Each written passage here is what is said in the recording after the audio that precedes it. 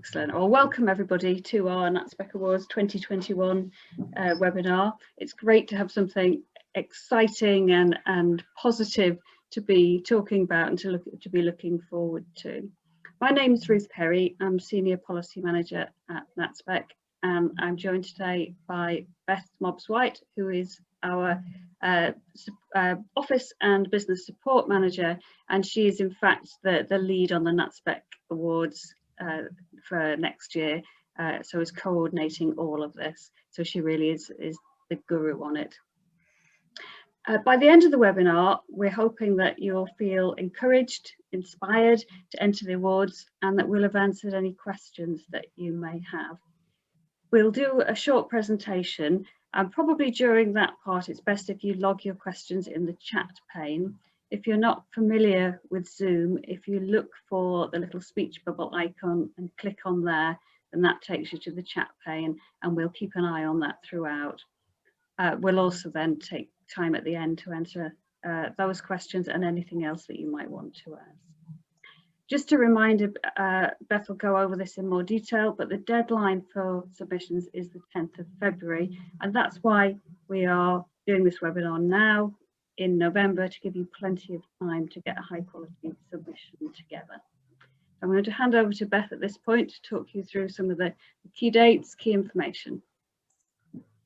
Okay, right, I'm just controlling two screens. I'm going to apologise in advance if this main one lags behind. Please just shout at me if it does. Okay, so first we just wanted to remind everyone, I don't think that's a problem with this small number, that you do have to be a current full member of Natspec to enter the awards. We do try and put that on all our publicity, but someone tends to try and sneak through. And so the purpose of the awards is to showcase the innovative and effective practice that's going on across our membership, and share this with others across the specialist sector, especially in terms of any learning that can be gained. We're on the lookout for practice which encourages high aspirations and enables the young people you work with to achieve their goals. But the overall aim is to support the improvement of the quality of provision for young people with learning difficulties and disabilities along the sector, which I think has become a good Natspec tagline. So yeah, I think that's all covered. This photo is new for this year. This is actually some of our current years, I keep wanting to say last year's, current year's winners with our trophy celebrating outside the college, nicely socially distanced, obviously. So the categories, which is probably the important bit. So the first 6 of these you should recognise if you saw last year's. So these are carried over. We've added one permanent new category, which is the curriculum innovation, which Ruth will be introducing later. This is to mirror Ofsted's increased focus on this aspect of work. We've also then added a one-off, which is the home learning category, just to celebrate how well colleges have adapted to providing this learning at home during this pandemic, this year. These 8 categories covered have been chosen because they represent a range of areas of work that we know our specialist colleges do well. They're also sectors where there's often challenges and also potential for development. We hope that the entries for these awards will highlight how well colleges are addressing these challenges in innovative and effective ways. Colleges can enter all 8 categories if they'd like, or just enter one. There is a maximum of 1 application per category though. You also can't enter the same project into more than 1 category. So if you have a project involving work with employers, you can't enter that into both effective partnerships and successful pathways to employment. You do just need to pick the 1 category that fits your project the best. But we'll go through each of these categories in a bit more detail later. Now I'll just hand over to Ruth. Okay, if you've got something you're thinking about entering, if the answer to the 4 questions on the screen is yes, then you've probably got something worthy of a submission. So please don't be shy about entering. I think we're a really modest sector, which doesn't do us any favours really. Don't lack confidence in what you do, and don't talk yourself out of, well, it's probably, maybe it's not that innovative. Other people have probably been onto this for longer than we have. You shouldn't presume that that's the case at all. And don't fall into the trap of interpreting innovative as unique. It may be innovative because nobody's tried to do this, whatever you're doing, in a specialist college before, or nobody's tried to do it with PMLD learners, or maybe you're working with a cooperative or a social enterprise rather than another type of employer, and that makes it different. Or it might just be the constraints that you're working under make this a really amazing piece of work, especially if other people are likely to be working under similar constraints. Remember, this is all about sharing effective practice. So key message there, don't be afraid to blow your own trumpet. That is what competitions and awards are all about, after all. Every category has a set of criteria that the judges use to make their decisions about who should be shortlisted, who should win. Don't be put off if your project doesn't fully meet all of the award specific criteria.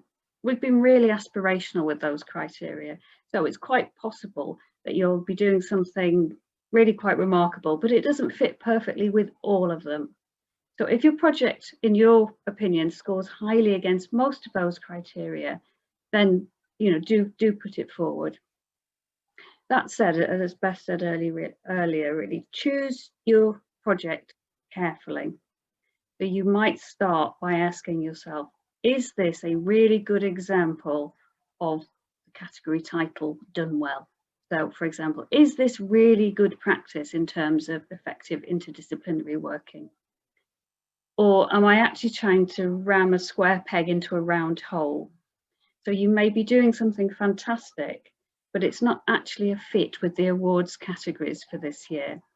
We have other ways that we can help you blow your trumpet about those. Get in touch. We can feature them in the Natspec highlights. We can invite you to share a webinar about your practice. There are other ways if you're doing something that's not really quite suitable for one of these awards. The other big message, I think, is to make sure that your project has had time to bed in and yield some evidence of impact, because that's what the winners from last year had in common, that there was evidence that what they were doing was making a difference. It doesn't have to be entirely a done deal. It's maybe ongoing and you're further refining and developing it. That's absolutely fine. In fact, that's great. But we do need things that have been going for long enough that you are able to say with evidence that this has made a positive difference for learners.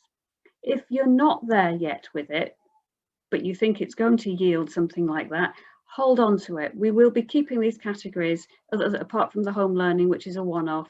We'll be keeping these categories for next year. So sit on it, let it brew, let it yield its evidence, and that will make for a stronger entry for next year. At this point, if you could move the slides on, Beth, I'm going to invite Raf Taylor to join us. I was about to say Raf is one of the winners. Raf isn't the winner. Camp Hill Wakefield is the winner, even though we keep talking about Raf as a winner. Camp Hill Wakefield is one of the winners from last year, and their submission was put together by Raf as a photo of them there celebrating, two of the students celebrating winning the award. But I thought it would be a good way to encourage others to apply, to hear from one of last year's winners. So welcome, Raf. Thank you. If you're okay, I'm just going to put a few questions to you and feel free to respond in any way that you like. First of all, why did you decide to enter for Natspec Awards? I mean, I think I can echo a lot of the things you've just said about projects that are innovative but are also well embedded. At that, the stage of entry, there's been a real dedication from our ACE team, which is the employment team, in building up this program and how it's raised the aspirations over the course of about 4 years. Also because of the partnerships that we built across all stakeholders, students and families, employers, tutors at college and other staff, as well as local and regional organisations, and the impact of building those partnerships. And actually one reason for entering was really just to see if what we were doing is any good. You know, a kind of benchmark, put yourselves up against something else, other colleges, and see what comes of it. So I guess you're saying there it was something you thought was good, so you have to have that initial confidence to put it forward, but actually then getting the assurance from others and getting that recognition was part of what you were looking for in the first place. Yeah, and I think, like you said, you know, shout about achievements. We thought, let's try, let's see if we're any good in the big wide world, and knowing that we're good for our students, you know, exceptional opportunities. But yeah, you're right, Ruth. You know, are we good on, you know, out in the big wide world? So what's having won the award this year, what's the impact been? I'm thinking about impact on your learners, your staff, the college, the partners that you were working with, maybe even the wider community. Yeah, I think firstly, a real boost, you know, given the challenging times of this year, where all our employment, you know, and work experience had to stop. And so, you know, at a real down point for the ACE programme, to win the award raised everybody up and reminded us of where we've been and also where we can go. And that filtered down to the students as well, who were in college part-time but struggling, some of them through lockdown, having some slightly challenging experiences themselves, to realise that something that they were part of previously and actively involved in has won an award. Also, celebrating the employers and getting in touch with them and saying our partnership with them has won an award, particularly those that have been furloughed, businesses that had to shut through lockdown. And, you know, we did go on tour with the trophy, managed to get to 2 employers to photograph and share. So it was a boost for them as well. And some, you know, interest from external sources, of social media, publications. I'm in fact doing a catch-up, well, a review of the win. I did an article for our local offer paper back in April or May, and they contacted us when we won and said, can we have a write-up now based on the win? So it's keeping things going during tough times, and then also raising the bar, working with the students now to say, well, we're winners. How are we going to keep that kind of standard up and change things, you know, given COVID at the moment? Do you think, Raf, it is or going to have any impact on how easy it's going to be to engage with other employers to build partnerships in the future? Do you anticipate being able to say, you know, we are an award-winning college in this area, why not work with us? I think so, yeah. I mean, we're one of our local partnership organisations is called Wakefield Bondholders, and that's a group of businesses who all come together to promote and celebrate Wakefield. I met with their business kind of management officer recently, and she's very keen to take on the fact that we're award winners and share that across businesses in the local and regional area. Interestingly, yes, we were talking yesterday, or one of my colleagues was talking yesterday with another of our winners in the Northwest. They won the Partnership Working Award, and the principal in that college, Juliet, she was telling us that on the back of that they've actually been offered some land for a new building for their college. So they're really making the most of being able to talk about themselves as award-winning in those terms. That prompts me to remind you all that we are running a series of webinars from the award winners from this year. Raf's has just been. All the recordings are on our YouTube channel. And Juliet from Leap College, as I just mentioned, hers is on the 9th of December, looking at partnership working that's led to improved work experience opportunities and an improved vocational curriculum. So you may be inspired in terms of inspired to enter and inspired to develop your provision by looking at those. How easy was it, Raf? Everybody is extremely busy. This is another thing to add to the list, the to-do list if you want to enter. How easy was it to put your submission together and get it off to us? Actually, I didn't find it too hard. I think there were some not limitations, but I struggled to fit everything in 750 words. I think I got bang on the word count. I really did it over a half-term break 2 days before the deadline. It tends to be a personal way of working that I work best at that. I also produced a 2-minute video to go with it, which was definitely worth doing, because I think that will have shown, I think, if I'd have just applied with a written application, I'm not sure we would have made it, but the video really showcased, what we do, or I hope it did. Definitely worth the effort, absolutely. I said being shortlisted was a boost for us. I didn't think we'd get shortlisted. We did. Then thought, well, that's great. If we win, it's the icing on the cake on top. But I think what I had a lot of was existing source material. And like you said before, Ruth, that bit about enter if you have the evidence to show. And if the evidence is already there, if you look around the college, your documents, files, evidence from students, whatever you've got, if it's all kind of sitting there or partially there, pull it together.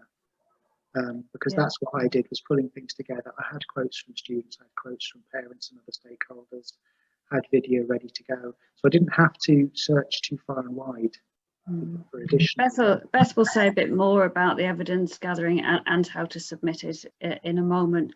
But I think that's a key tip there, that we aren't looking, in terms of your supporting evidence, we're not looking for you to develop new material to carry out evaluations. We are looking for what do you already have that you can put forward as evidence for the success of this project.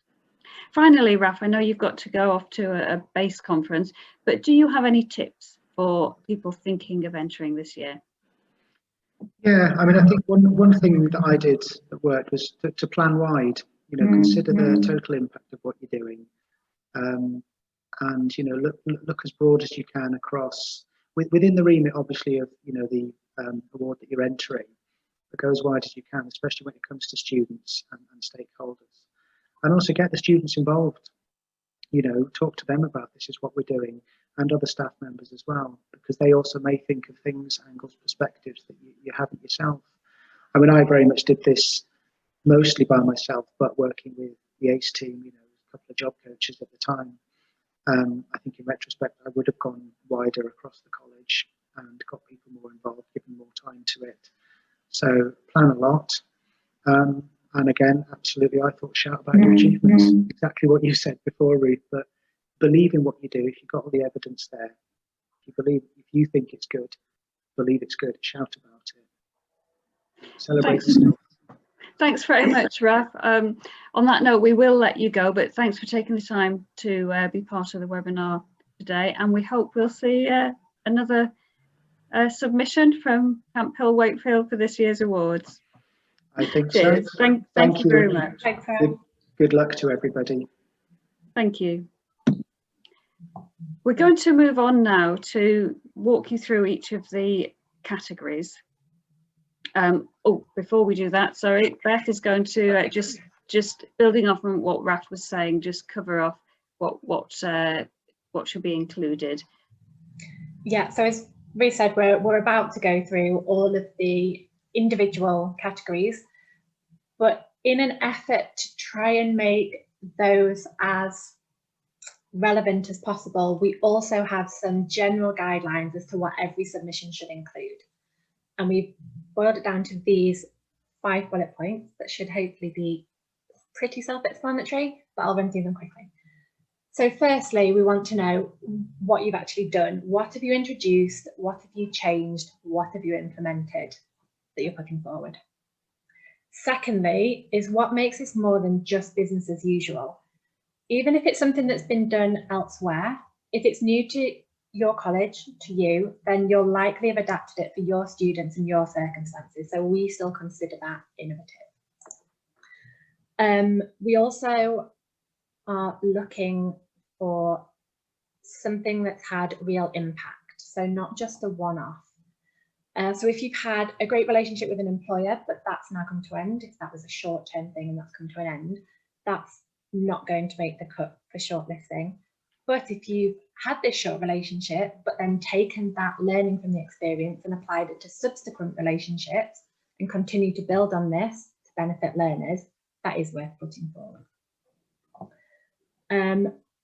We ideally want to know about the impact it's had on learners.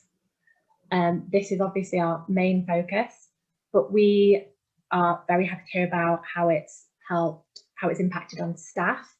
But in amongst that, we'd like to know how that impact on staff has benefited learners. So you could talk about how it's helped staff communicate better with learners or engage better with their cohorts. Essentially, we want to boil it down to how great it's been for learners. We are also, sorry, my notes have got a bit messed up here. We want to know how it's going to be sustained. So again, we don't want this flash in the pan. We don't want something that's going to come to an end very quickly. We do want something that has been bedded in, as Ruth's already said, something that is going to be potentially further developed, something that you've learned from as a college that's going to have a likely long-lasting benefit. We do welcome and almost insist on evidence from different stakeholders, and that's really nice when it includes students. Like Raf said, get your students involved where possible. It's a really easy way to show us that it has impacted on them if we hear it straight from them.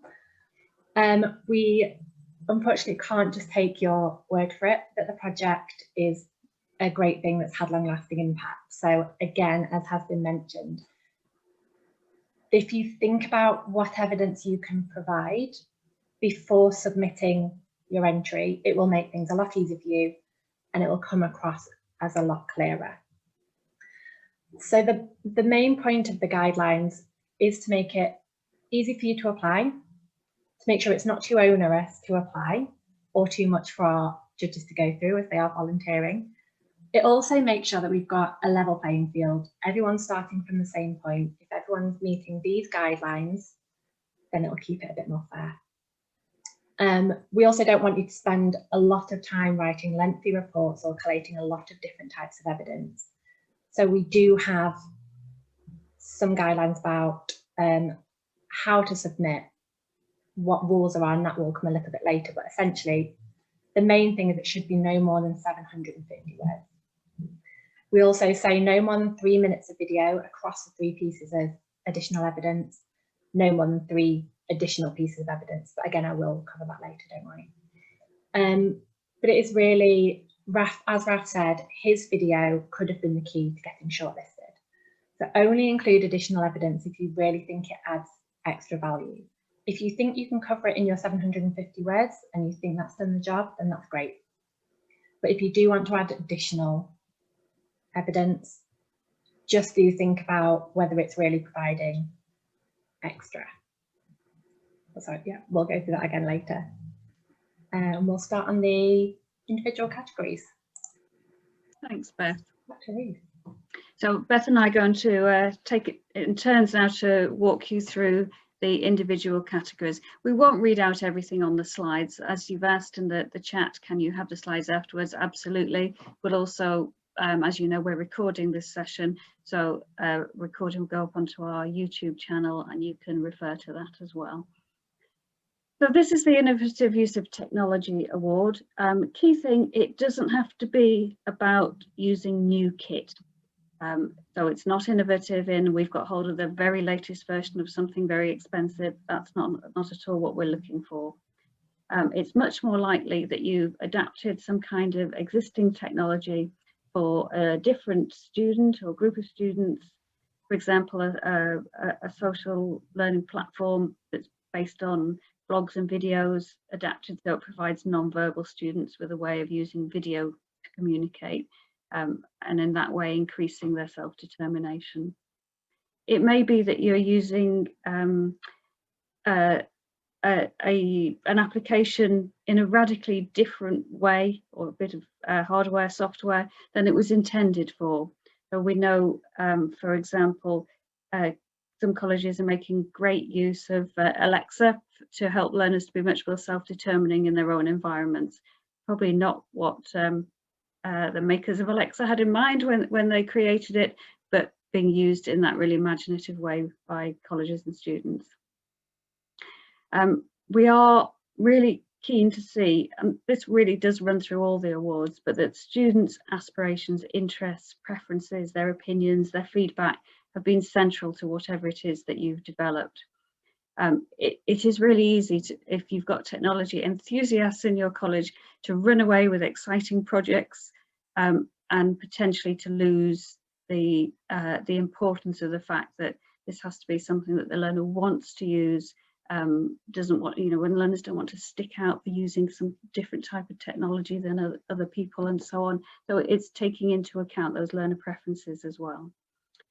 And it may be that you're using technology in an innovative way so that learners are better able to access their learning or to take part in activities that would have otherwise been inaccessible to them. Maybe the way in which you're using IT is helping them to gain new skills or increasing their independence. So something along those lines. If you think you're doing something exciting in that area, then think about submitting for that award. Beth. Okay, next we've got pathways into employment. So sorry, we have someone with a leaf blower outside, if you can hear that, apologies. So maybe for this one, you've set up a really successful supported internship that's led to high numbers of young people moving into jobs.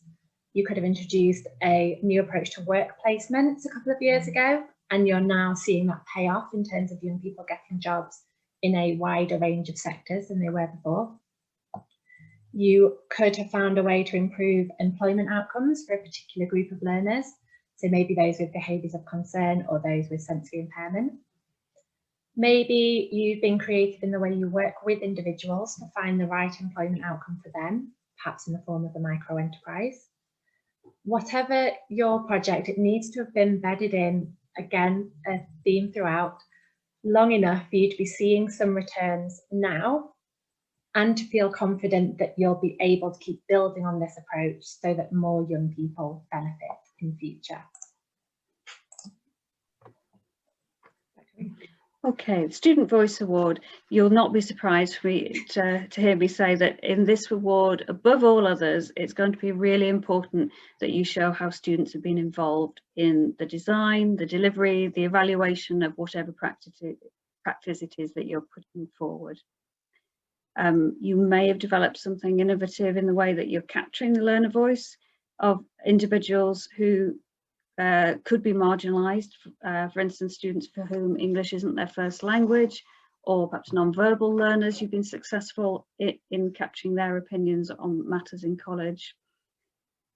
Maybe the practice you've developed has noticeably empowered students to be less reticent and to speak up on their own and or on other students' behalves about issues that are important to them. And it could be that your practice has enabled students to voice their opinions in unexpected ways, and that's led to a real challenge to the way you do things and positive change in the way certain things operate within your college. They're the kind of things that we're interested in hearing about in terms of student voice. Okay, so we've got wellbeing and mental health. So this could be about generally promoting wellbeing. It could be focused on one or more groups with existing mental health issues. You might have introduced some kind of peer support system. You could have added stress-reducing activities to your curriculum. Perhaps you're offering some kind of online support or making more accessible resources that were already university available. It could also be a whole organisational initiative or something really targeted. If it is focused on a specific group, such as non-verbal learners, it would be really good to see how this particular initiative fits into the wider work on wellbeing. One of the pitfalls in supporting the wellbeing of others is presuming you know what they need. We know that this isn't always the case. When young people are asked about the types of activity that will help reduce their anxiety, they may come up with things that we haven't thought of. We want to see that students have been involved in whatever you're doing and that they themselves say that this is helping them. Okay, next category is interdisciplinary working. The focus of this award is on the joint working that goes on within colleges between the different disciplines. For example, it could be about teachers and therapists working together, or teachers and job coaches, or job coaches and assistive technologists. You don't have to talk about your whole multi or interdisciplinary approach, but to focus in on how joint working between two or more disciplines has made a difference for learners. So it could be that they've managed to develop the curriculum in a really innovative way that better meets the interests of a particular group. It could be that it's helped you explore how students' health issues are affecting their learning, and you've come up with some creative ways to address that. Maybe job coaches working alongside teachers have introduced new ways of working with students with sensory disabilities in the workplace. We had a really good project come forward last year looking at the use of speech and language therapists in supporting preparation for employment, for example. Do think about the sort of evidence that you'll need for it, but we're very open to what that might be in terms of showing that you've made a significant positive impact for your learners. Next one, Beth. Great. Okay, so on to partnership working. So this is focusing on partners from outside of your organisation that you work with, and we're sure that you've got an endless amount of these. So for example, you could use health or adult services, local employers, parents. Maybe you've collaborated with a local FE college to extend your curriculum. You might have worked with a charity or community group to give your students access to a wider range of enrichment activities. You might have built a relationship with local shopkeepers so that they offer support and encouragement to your students when they're out and about in the local community. Maybe work with a theatre company or an orchestra to create something.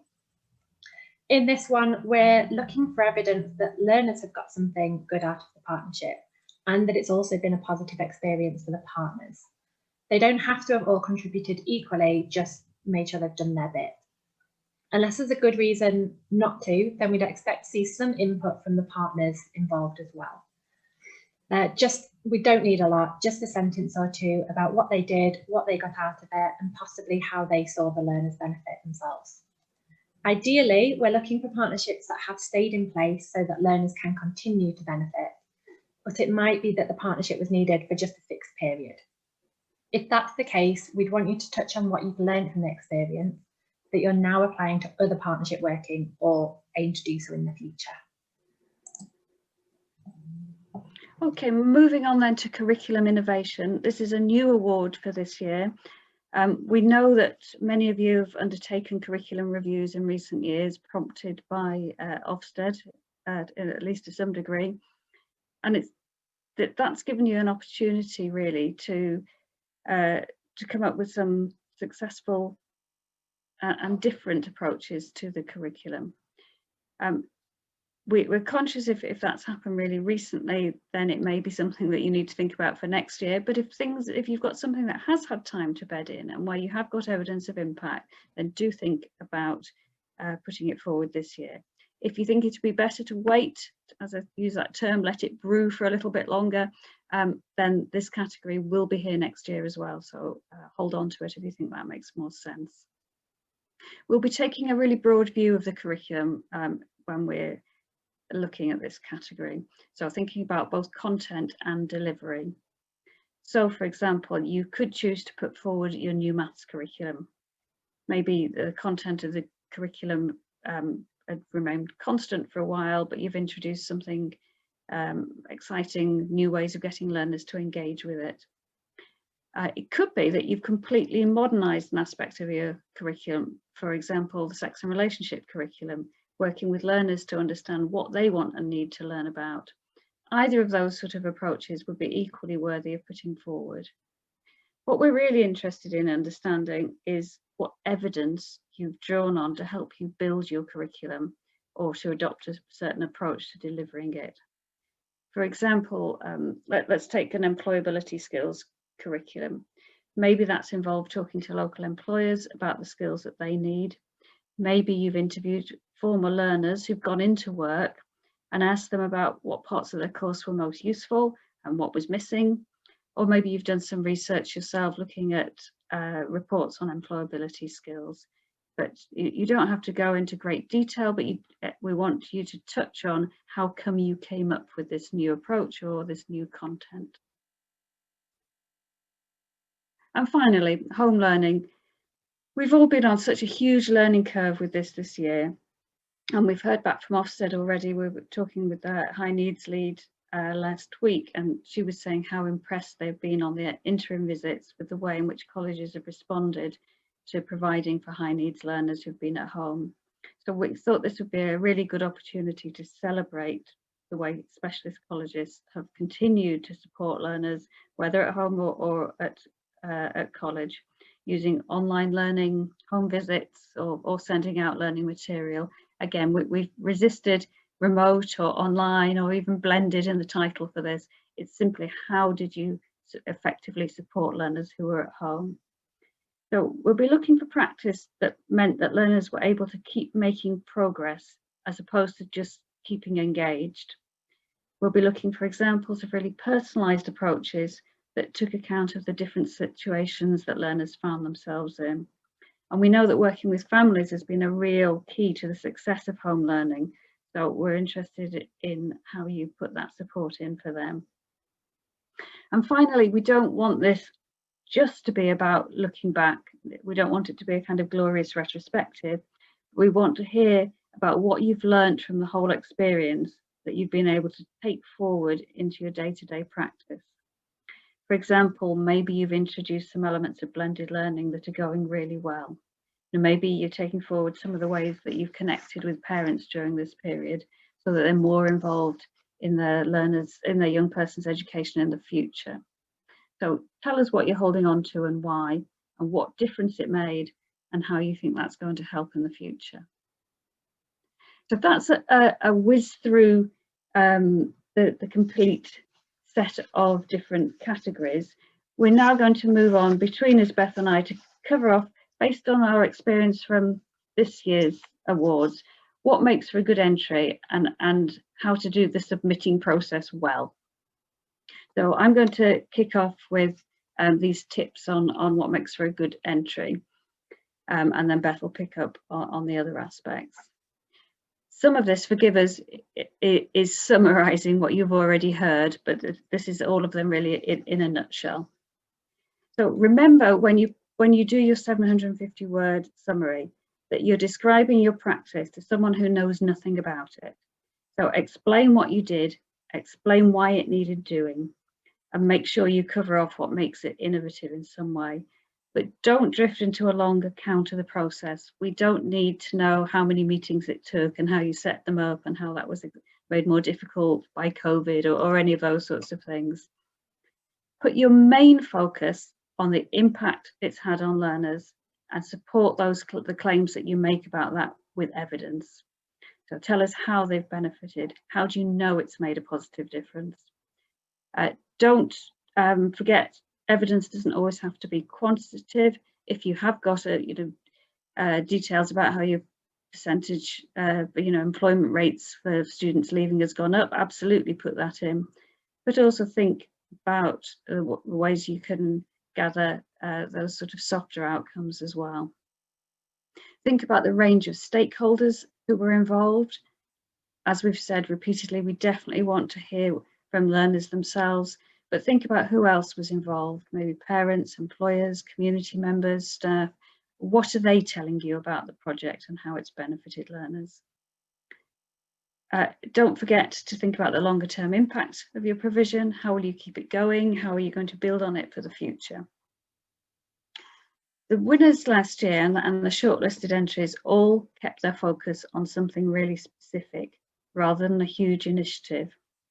So for example, with the Curriculum Award, if you're a college with multiple curriculum pathways and you've done a grand curriculum overhaul, don't try to cover off all of that. Remember, you've got 750 words. It's going to be very thin if you try to do all of that.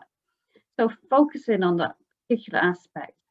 Maybe within that, you've developed a new wellbeing curriculum. Maybe you've brought more learning about race, gender, and forms of difference into existing schemes of work. Or maybe you've taken on a new cohort in recent years and you've put together a brand new PMLD curriculum, for example, that's working really well. While we know you're all doing great things for individual learners, that's what our colleges are all about, in these awards, we're looking for initiatives that have made a difference to a group or whole cohort of learners. So by all means, reference the impact on individuals when you're talking about that. But we had some excellent pieces of work put forward for the awards last year, but because they only told us about how they'd worked with one young man to get him into employment, it didn't feel that we could take that forward as an award for a whole college.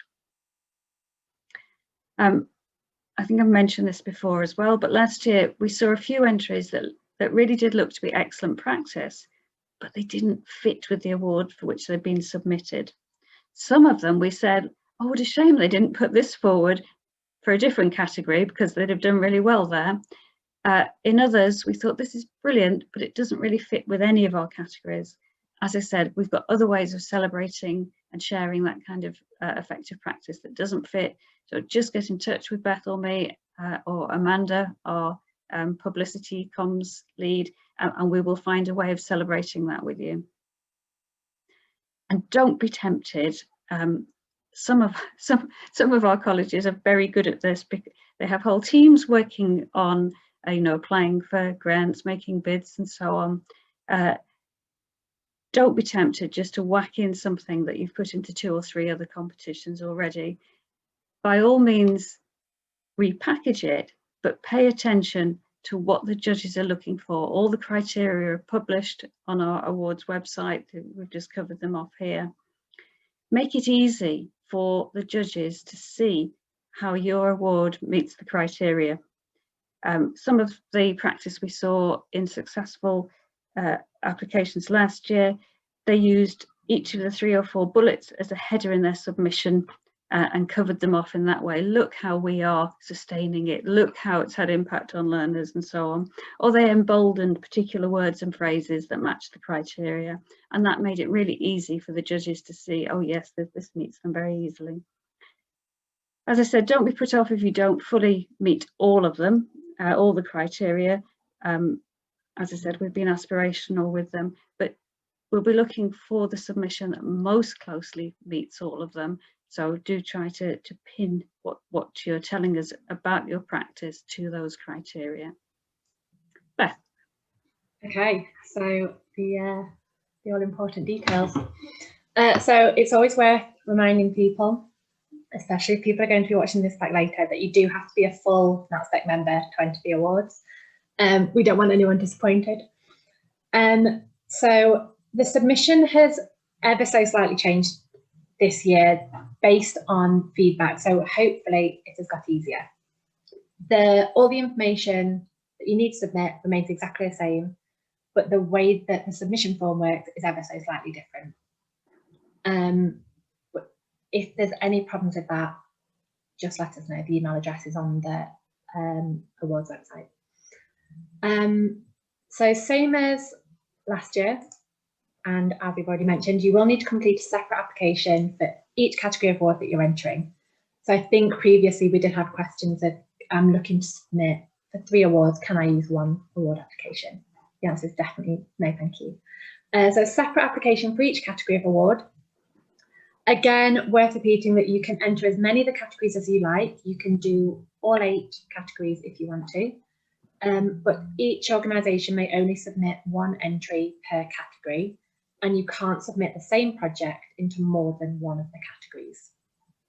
So it is really worth thinking about which category that does fit best according to their individual criteria. The submission does have to be done through our website, which can be seen on the screen and will be promoted in many places.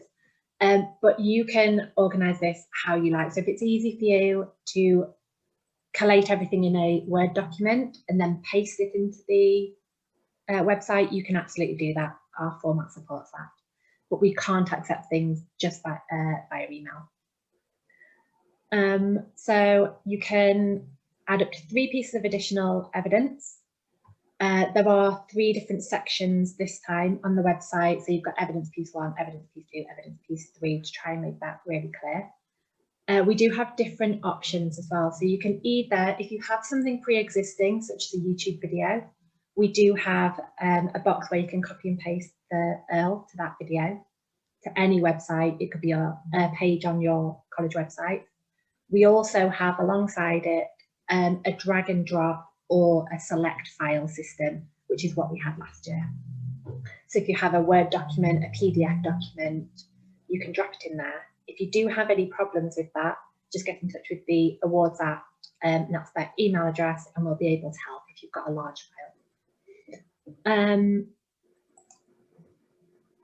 There has been an issue with, we've tried to make it clear that you should provide either the URL or a file for each piece of evidence, but not both, because then that would total more than your 3 pieces of evidence.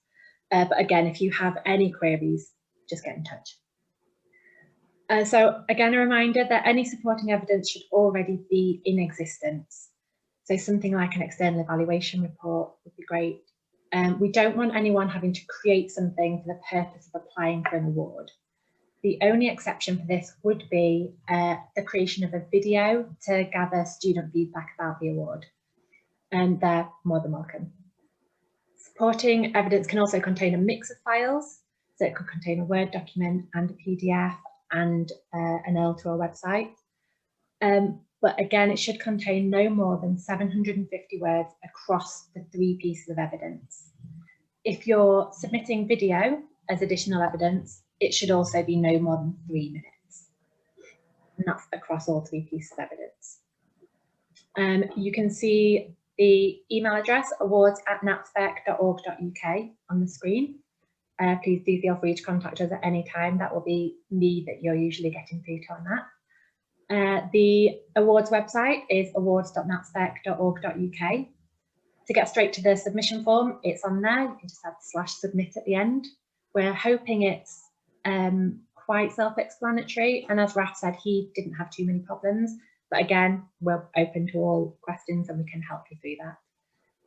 I think, the main thing is get it done by the 10th of February, please. Our deadline is officially 1 PM. Earlier would be great, but I think that's been covered in the next slide. So we looked at, because we now have the advantage of having done this for 1 year, we've now been able to gather some top tips on what we learned and what other submitters learned from last year. So I think the key thing that's at the top for everyone's benefit is to plan to submit ahead of the deadline. So if you're aiming to submit at 1 PM on the deadline and you have technical difficulties, you realise that your file is too large to send over and you need to work with us on that, that all becomes a lot more difficult if you wait for the deadline. We're obviously still happy to help up until the second that deadline is up. So don't give up if you can't sort it last minute. We're still here to help. But planning to submit early is always great in an ideal world. So alongside that, it's robust version checking as your entry is being prepared. We did have last year, we had at least one entry who realised a little bit too late that they'd sent through an old version that didn't have enough evidence in it. We were able to replace that, but I think that's because they found out just before the entry. It just led to a bit of extra stress for them that's unnecessary. So yeah, just make sure you're sending, before you send it through, as you're working, just make sure that the one you have as your final is the most up to date with all of the details you want us to know in it. If you can ensure that one person from your organisation has an overview of all the entries being submitted, that's very helpful as well. And then you have that one person who sees all, knows all, hopefully, and can tell you if that final version is correct. But if you follow the guidance, the recommended, it says recommended file transfer methods, but that we're hoping to just keep it to submitting through the page. As we've got 3-minute limits on the videos and 750 words max, there shouldn't be anything too big, but again, we can work with you if something happens and it is too large for their website. If you follow those, then hopefully you'll be successful. Just a note on that fourth bullet there, having somebody coordinate your entries. Yeah. This is something to do well in advance of submission, because we did have a case last year where in a large college there were 2 individual submissions being prepared for the same award, which obviously the same category. Obviously we don't permit 2 entries for the same category from the same college. So to make sure that people don't run off and put a lot of work into submitting and then find that they've got to make a last minute choice between the 2, it's helpful to have somebody who's keeping an eye on that. I think that's only going to happen in a larger college, but some of them are, and we wouldn't want you to waste time in that way. We will be keeping an eye on entries as they come in anyway, so we can usually give a heads up. But yeah, to save additional work and duplication at your ends is definitely useful. So that's the end of our input from Bethany. I hope you find that helpful. If you wanted to ask any questions, feel free to unmute yourselves and simply pose them. We'd be very happy to take those. You can also drop questions into the chat pane. I think we've covered off everything in the chat, which was mostly about sharing the slides, sharing the recording. We will have the recording up on our YouTube channel as soon as we can. That usually takes between sort of 5 working days-ish, depending on the workload of our comms manager. But we will be able to get that to you, and please do use it in your colleges. That you may well be the person thinking of entering, but you may also be a principal viewing this and want to encourage members of staff to think about the practice. I'm going to take it that the silence means no questions. Thank you very much to those of you who have attended. Oh, Jackie, do you want to unmute yourself and ask? You're still muted at the moment.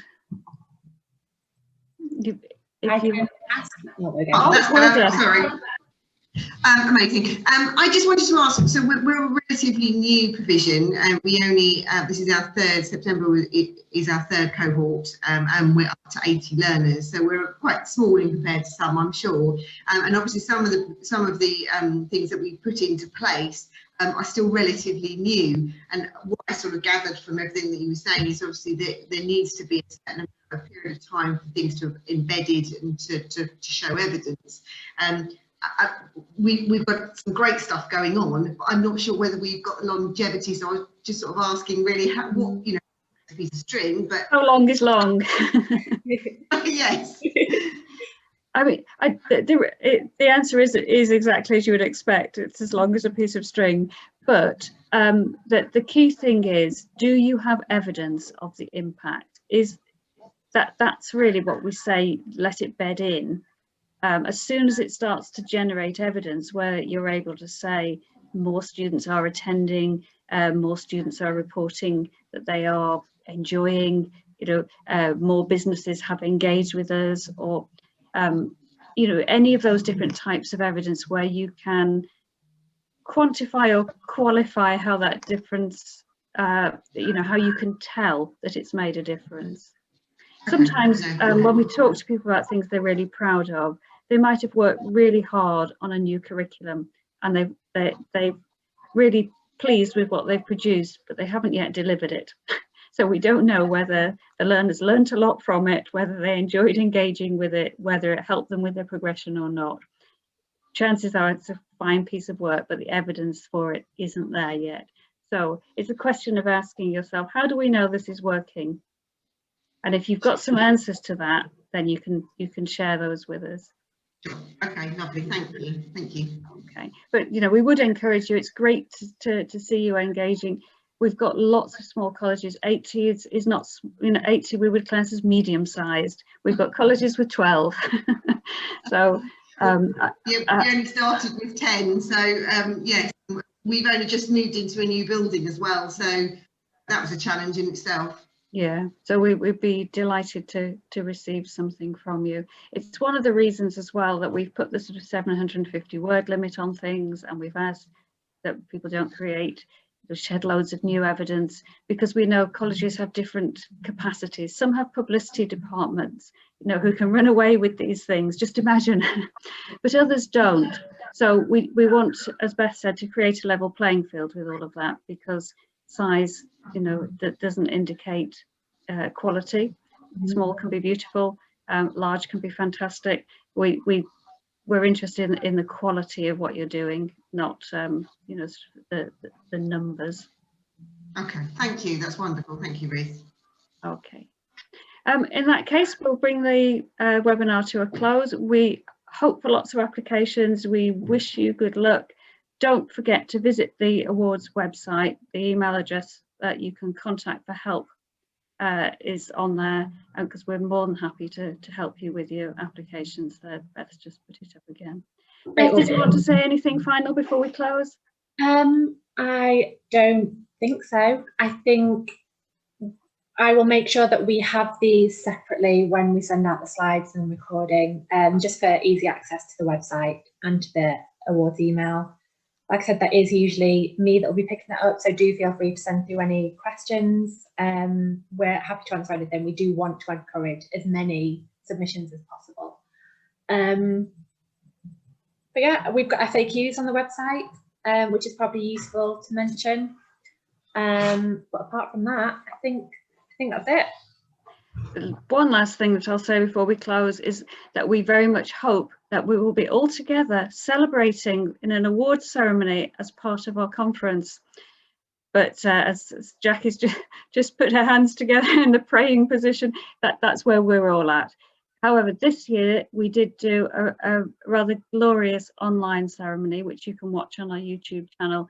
So we will not be put off by not knowing how we'll celebrate the awards at the end.